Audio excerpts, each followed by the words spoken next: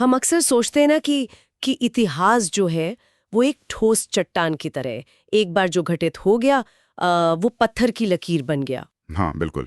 एक ऐसी चीज जो बदली नहीं जा सकती। सही कहा। यानी किसी पुरानी इमारत का वहां खड़ा होना या या आज़ादी के संघर्ष की कोई ब्लैक एंड व्हाइट तस्वीर हो, ये सब इस बात के पक्के सबूत माने जाते हैं कि अतीत सच में वजूद रखता है। अतीत बेसिकली एक लंगर की तरह है जो हमें सच्चाई से जोड़े रखता है।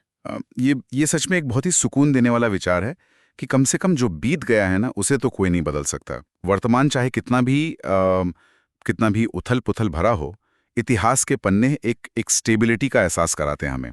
लेकिन अम, अगर हम इस सुकून देने वाले विचार को पूरी तरह से उलट दें तो अगर हम कल्पना करें कि वो जो चट्टान है वो असल में ठोस है ही नहीं, क्या हो अगर वो गीली मिट्टी हो? हम्म। मतलब मान लीजिए कि सुबह उठकर देखते हैं कि शहर की कोई बहुत मशहूर इमारत वहां है ही नहीं, और जब हम पुराने अखबारों या इतिहास की किताबों में उसे ढूंढने की कोशिश करते हैं तो वहां लिखा होता है कि ऐसी कोई इमारत कभी बनी ही नहीं थी। बाप रे। ये तो है ना। एक ऐसी भयानक दुनिया जहां अतीत को हर दिन हर मिनट एक नए सांचे में ढाला जाता हो, जहां सच सिर्फ वही है जो जो सत्ता आज तय करे।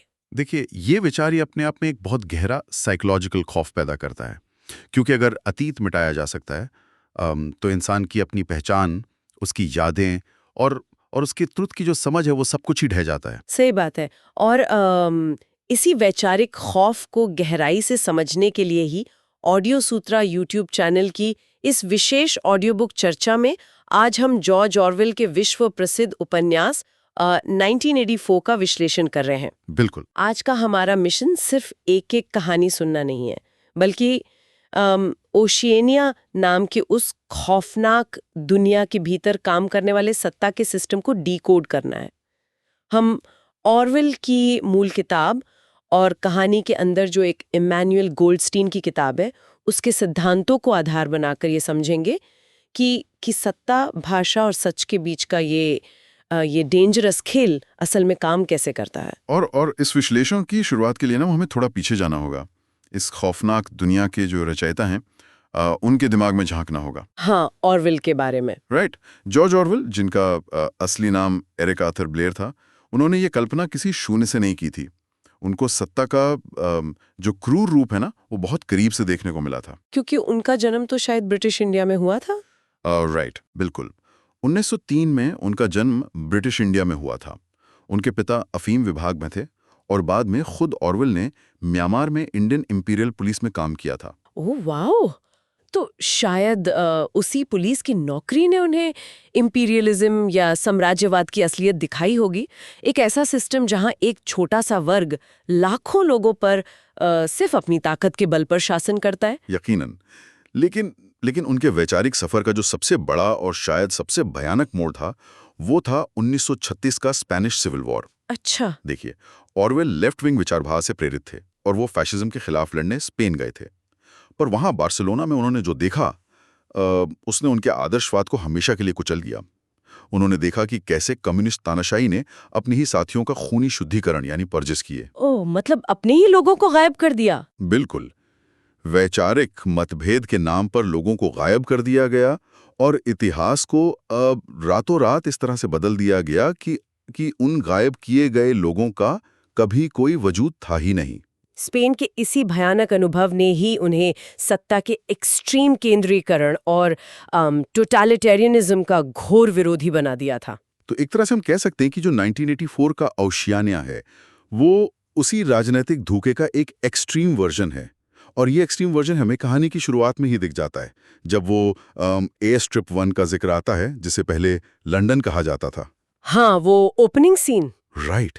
हर तरफ धूल है, उबली हुई पत्ता गोभी की अजीब सी बदबू है और सबसे डरावनी चीज, हर कोने पर टंगे वो विशाल पोस्टर जिन पर लिखा है बिग ब्रदर तुम्हें देख रहा है, यानी big brother is watching you. और सुनने वालों को ये क्लियर होना चाहिए कि ये सिर्फ एक नारा नहीं है, ये वहां की फिजिकल रियलिटी है। जो मूल पात्र है विंस्टन स्मिथ, जब वो अपने टूट फूटे प्लाट में पहुंचता है तो हमें एक डिवाइस का परिचय मिलता है, टेलीस्क्रीन। ओ, वो टेली स्क्रीन वाला कॉन्सेप्ट, वो मुझे ना सच में बहुत ही ज़्यादा विचलित करने वाला लगा। इसको अगर हम आज के कॉन्टेक्स्ट में देखें तो ये हमारे स्मार्टफोन्स, स्मार्ट टीवीज़ या वेबकैम्स का एक ऐसा डरावना रूप है जिसे कभी स्विच ऑफ नहीं किया जा सकता।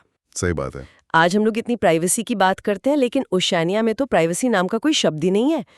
टेलीस्क्रीन एक ही टाइम पर गवर्नमेंट का प्रोपेगेंडा ब्रॉडकास्ट भी कर रही है और इंसान की हर हरकत, हर आवाज़, यहाँ तक कि उसके चेहरे के एक्सप्रेशंस को भी मॉनिटर कर रही है।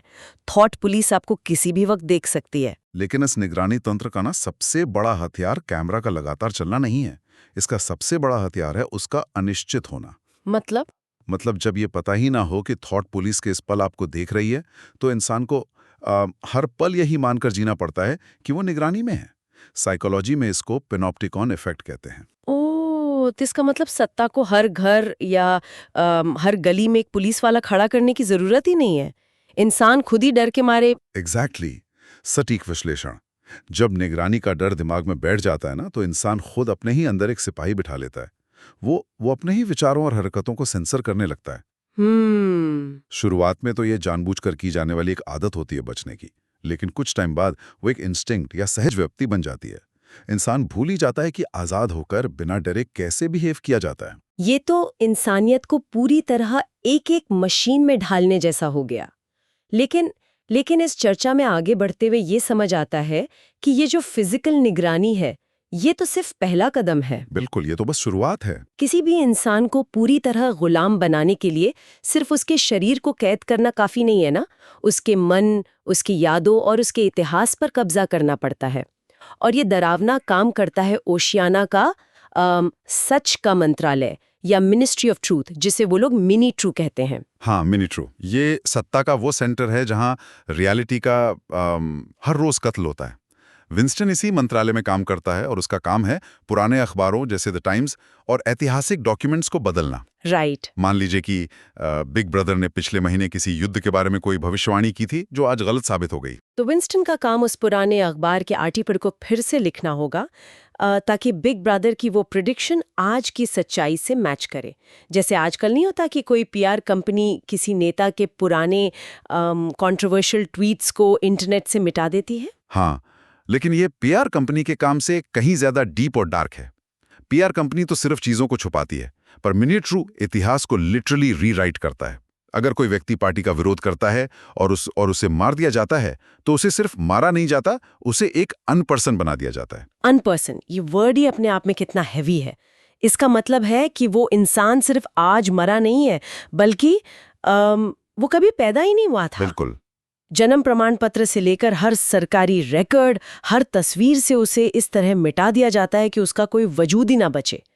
लेकिन यहाँ एक बहुत बड़ा लॉजिकल सवाल दिमाग में आता है मेरे। क्या सवाल? अगर कोई रिकॉर्ड बदल भी दिया जाए तो भी इंसानी दिमाग कोई हार्ड ड्राइव तो है नहीं ना, जिसे आप एक बटन दबाकर फॉर्मेट कर देंगे। अगर मैंने कल किसी इमारत को गिरते देखा है और आज अखबार कहता है कि वो इमारत कभी थी ही नहीं, तो भी मेरी यादों में तो वो इमारत रहेगी ना। सत्ता किसी इंसान के दिमाग के अंदर घुसकर उसकी यादों को कैसे मिटा सकती है? यही सवाल इस कहानी के सबसे कॉम्प्लेक्स साइकोलॉजिकल सिद्धांत की तरफ ले जाता है, जिसे ऑरवेल ने डबल थिंक का नाम दिया है। Double think? हाँ, पार्टी का क्लियर मानना है कि जो अतीत को नियंत्रित करता है वो भविष्य को नियंत्रित करता है, और जो वर्तमान को नियंत्रित करता है वो अतीत को नियंत्रित करता है। सच कोई ऐसी चीज नहीं है जो ब्रह्मांड में आजाद घूम रही हो। अतीत केवल दो ही जगहों पर मौजूद है, एक तो फिजिकल रिकॉर्ड्स में और दूसरा इंसान की यादों में। रिकॉर्ड्स पर तो चलो पार्टी का पूरा कंट्रोल है, लेकिन उन यादों का क्या? उन्हीं यादों को कंट्रोल करने के लिए तो डबल थिंक का यूज होता है। डबल थिंक का मतलब है एक ही टाइम पर दो बिल्कुल ऑपोजिट और विरोधाभासी विचारों को अपने दिमाग में रखना और दोनों को सच मानना। वेट, दोनों को सच मानना कैसे? जब पार्टी कोई रिकॉर्ड बदलती है ना, तो इंसान को एक कॉन्शियस एफर्ट करके खुद को ये यकीन दिलाना पड़ता है कि उसकी पुरानी यादें गलत हैं और पार्टी का नया सच ही असली सच है। लेकिन कोई इंसान खुद से इतना बड़ा झूठ कैसे बोल सकता है? मतलब मैं अपने आप को कैसे कन्विंस कर लूं कि जो मैंने देखा वो झूठ है? डर और लगातार प्रैक्टिस के जरिए इंसान ना खुद को भूलने के लिए ट्रेन करता है। वो अपनी सच्ची याद को मिटाता है और सबसे डरावनी बात यह है कि उसे ये भी भूल जाना पड़ता है कि उसने खुद को कुछ भूलने के लिए मजबूर किया था। ओह वाओ, ये तो सेल्फ हिप्नोसिस जैसा हो गया। एग्जैक्टली ये आत्मा सम्मोहन है। जब सोसाइटी का हर इंसान इस प्रोसेस से गुजरता है और सच्चाई का कोई फिजिकल सबूत बचता ही नहीं, तो वो झूठ ही पूर्ण सत्य बन जाता है। पार्टी मानती है कि रियलिटी कोई बाहरी चीज नहीं है, रियलिटी सिर्फ पार्टी के दिमाग में बसती है।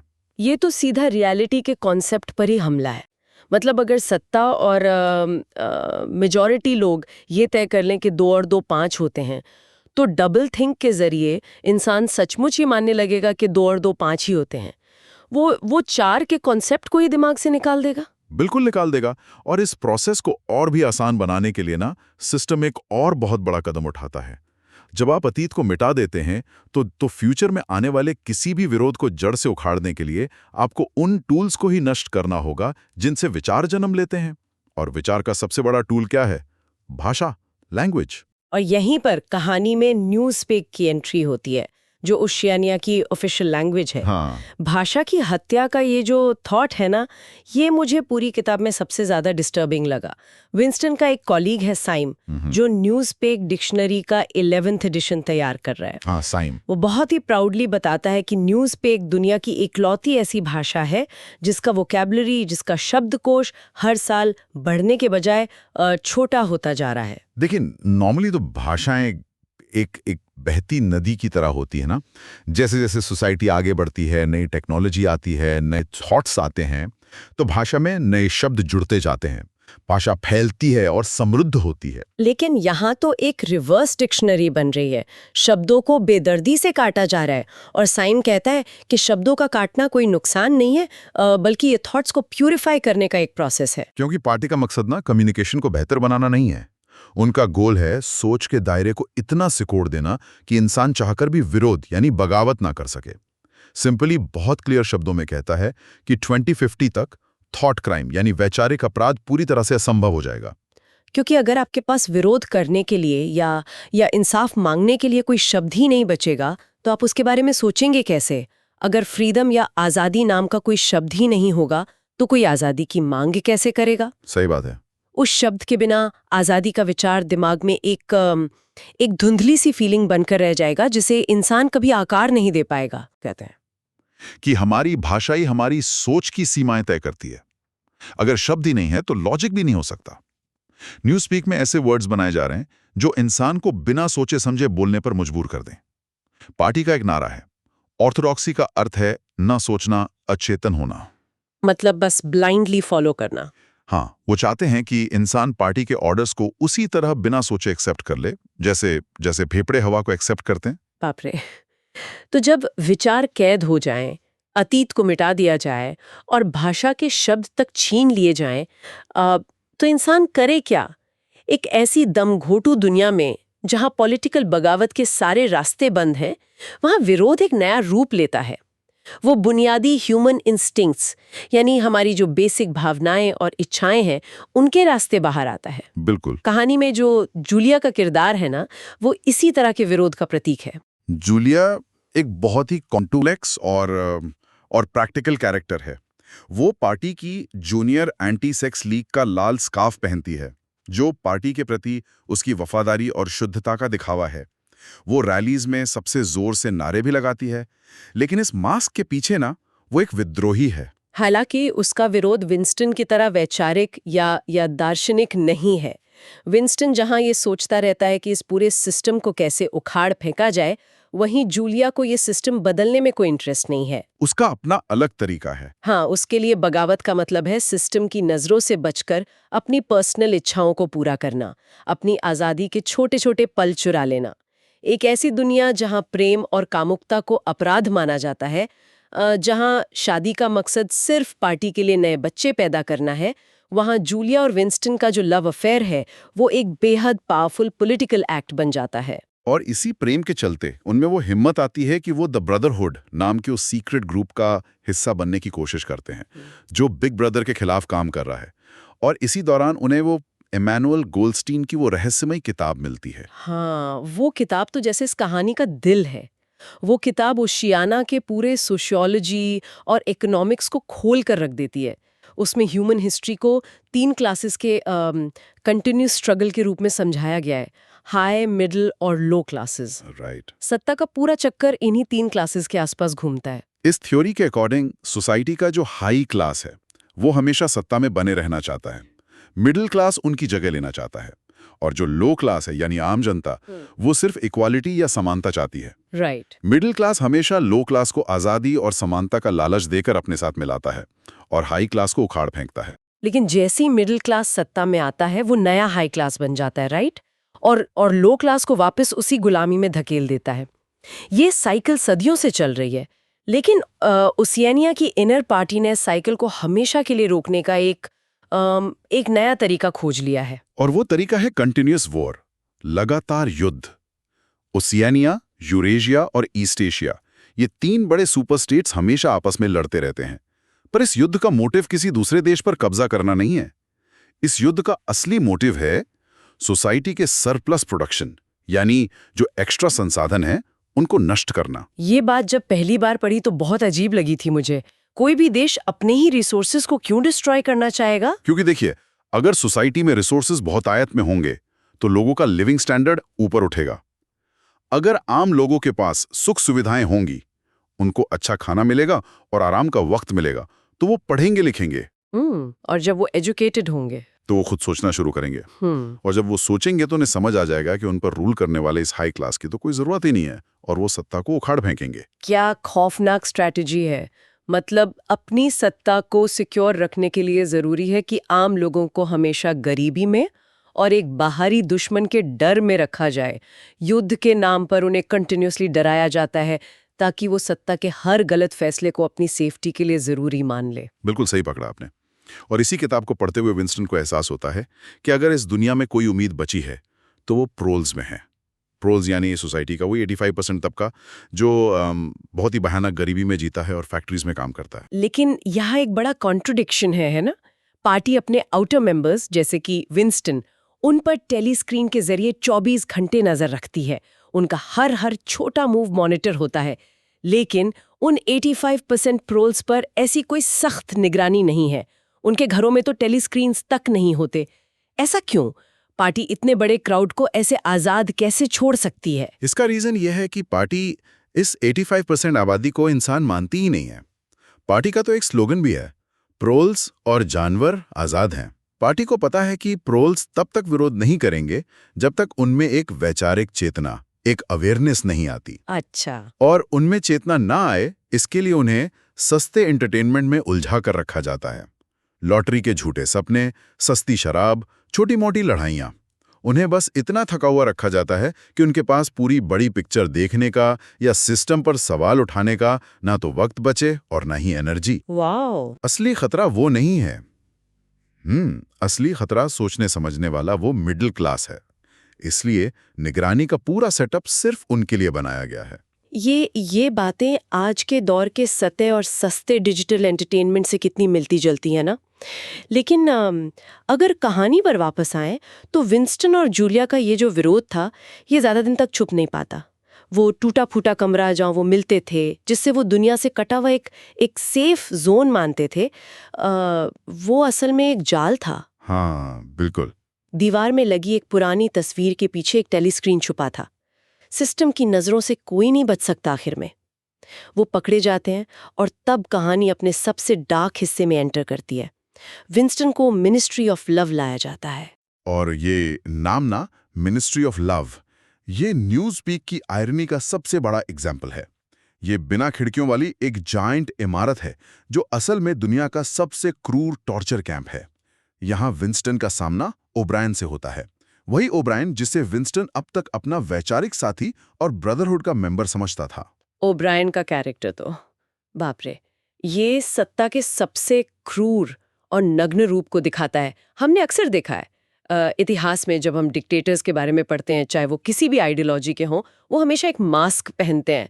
वो यही क्लेम करते हैं ना कि वो जो भी हार्श कदम उठा रहे हैं वो देश के भले के लिए या किसी यूटोपिया को बनाने के लिए है। वो दिखाते हैं कि सत्ता उनके लिए एक बोझ है। हाँ, एक जिम्मेदारी की तरह। राइट। लेकिन ओब्रायन इस पूरे ढोंग को एक झटके में उतार फेंकता है। ओब्रायन की ना उसकी ऑनेस्टी ही उसकी सबसे डरावनी खासियत है। वो विंस्टन को बेहद क्रूअल, फिजिकल और मेंटल टॉर्चर देता है और साथ ही बहुत शांति से समझाता है कि पार्टी सत्ता इसलिए नहीं चाहती कि वो लोगों का भला कर सके। वो एक्सप्लिसिटली कहता है कि सत्ता कोई साधन नहीं है, ये अपने आप में एक साध्य है। The object of power is power. सत्ता का मकसद सिर्फ सत्ता है। पार्टी किसी फ्यूचर इटोपिया के लिए काम नहीं कर रहे, उन्हें सिर्फ एक ही चीज से प्यार है, दूसरों पर अपनी पावर का यूज करना। और वो पावर दिखती कैसे है? ओब्रायन कहता है कि ताकत इंसान के दिमाग को टुकड़े टुकड़े करने और फिर उसे अपनी मर्जी के शेप में दोबारा जोड़ने में है। उसका वो कोट बड़ा मशहूर है कि अगर फ्यूचर देखना है तो एक ऐसे जूते की कल्पना करो जो एक इंसानी चेहरे को हमेशा के लिए रौंद रहा हो। और इतनी भयानक यातनाओं और साइकोलॉजिकल डिस्ट्रक्शन के बाद भी विंस्टन के अंदर ना इंसानियत का एक आखिरी तिनका बचा रह जाता है। वो फिजिकल रूप से पूरी तरह से टूट जाता है, सब कुछ कबूल कर लेता है, पर वो ओब्रायन से कहता है कि उसने जूलिया को धोखा नहीं दिया है। क्योंकि उसके दिल में अभी भी जूलिया के लिए वो सच्चा प्यार है। वो मानता है कि सिस्टम उसके शरीर को मार सकता है, लेकिन उसकी भावनाओं को, उसके प्यार को नहीं बदल सकता। लेकिन सत्ता यही तो साबित करना चाहती है ना कि वो इंसान भी फीलिंग्स को, उसकी आत्मा को भी हैक कर सकती है। जी हाँ। और इसलिए ओब्रायन विंस्टन को उस फेमस रूम 101 में ले जाता है, कमरा 101। हाँ, रूम 101। ये कोई नॉर्मल टॉर्चर रूम नहीं है। ये एक ऐसी जगह है जहां हर इंसान को उसके सबसे बड़े, सबसे डीप डर का सामना कराया जाता है। और ये डर सबके लिए अलग होता है। और विंस्टन के केस में वो डर था चूहों का। ओब्रायन एक खास तरह का पिंजरा लाता है जिसमें भूखे चूहे हैं और वो उसे विंस्टन के चेहरे पर बांधने ही वाला होता है। उस वक्त, उस एक्सट्रीम खौफ के पल में विंस्टन का दिमाग काम करना बंद कर देता है। उसके अंदर बस किसी भी तरह बचने की एक एनिमल इंस्टिंक्ट जाग उठती है। और ठीक उसी पल वो अपनी आखिरी इंसानी ढाल को भी गिरा देता है। वो चीखता है, ये जूलिया के साथ करो, मेरे साथ नहीं। जूलिया का चेहरा नोच लो, मुझे परवाह नहीं, डू इट टू जूलिया। उफ। और इसी एक सेंटेंस के साथ विंस्टन की आत्मा पूरी तरह से मर जाती है। पार्टी आखिरकार जीत जाती है। देखिए, ओशियाना के सत्ता और पुराने तानाशाहों में यही सबसे बड़ा फर्क है। पुराने तानाशाह विरोधियों को सरेआम मार देते थे, जिससे वो शहीद बन जाते थे। राइट। ओशेनिया मार्टस को जन्म नहीं देना चाहता। उनका गोल दुश्मन को फिजिकल मारना नहीं है, उनका गोल है दुश्मन के दिमाग और आत्मा को तोड़ना। वो चाहते हैं कि मरने से पहले इंसान अपनी सारी आजाद सोच छोड़ दे, पार्टी के झूठ को सच मान ले, और सबसे बड़ी बात, वो सचमुच अपने दिल से बिग ब्रदर से प्यार करने लगे। और कहानी के एंड में हम यही देखते हैं, विंस्टन फिजिकली आजाद है, पर वो अब एक जिंदा लाश की तरह है।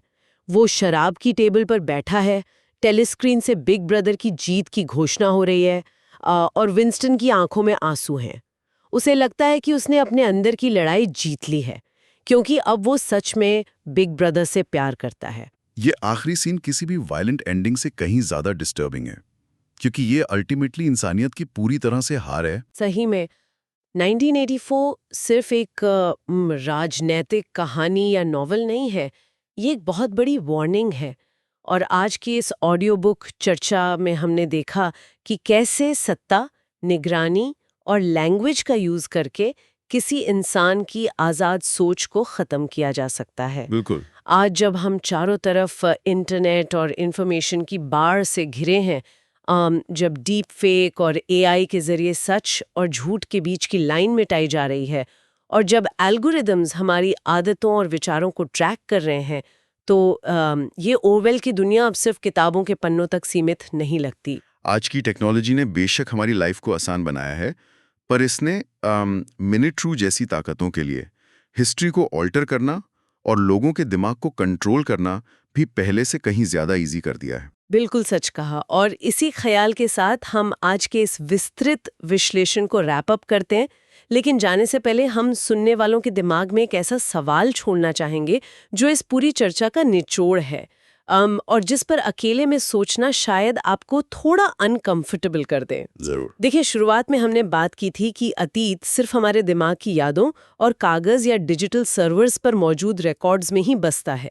अगर हम आज की दुनिया को देखें जहां डिजिटल रिकॉर्ड्स को हैक या एडिट किया जा सकता है और जहां मीडिया के जरिए मासेस की मेमोरी को भी मैनिपुलेट किया जा सकता है, तो क्या हम कभी पूरी तरह से ये प्रूव कर सकते हैं कि आज हम जो जिंदगी जी रहे हैं वो कोई भ्रम नहीं बल्कि 100% रियल है?